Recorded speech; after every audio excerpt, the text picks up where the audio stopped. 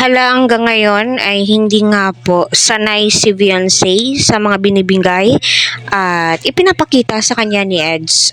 So parang na-shock pa po si Beyonce na gulat siya na napakadaming biyaya. Unang-una, Beyonce, kung ano man yung mga binibigay ng sponsors sa'yo, good Samaritan ng mga supporters o commentators, deserve mo yan.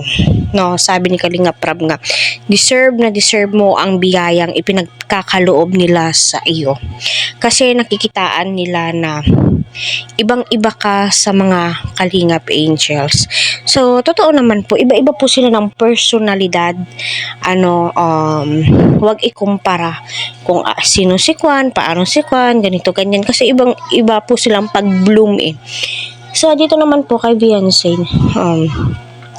emotional siya dahil nga di niya lubos akalain nung time na walang-wala sila, wala silang malalapitan. Ngayon, sobra-sobra na po yung biyayang ibinibigay po sa kanya.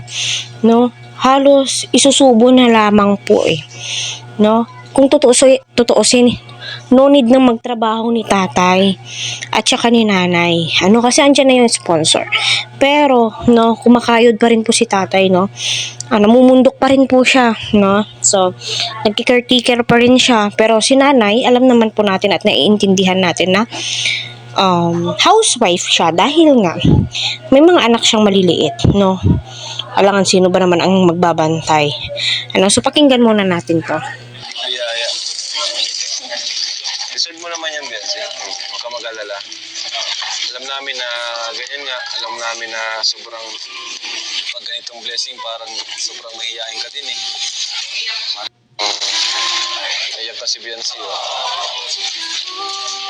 Hindi niya regalo. Hindi kasi siya sanay ng may nakakatanggap ng ganitong blessings. Hindi siya sanay. Yan siya na. Ha?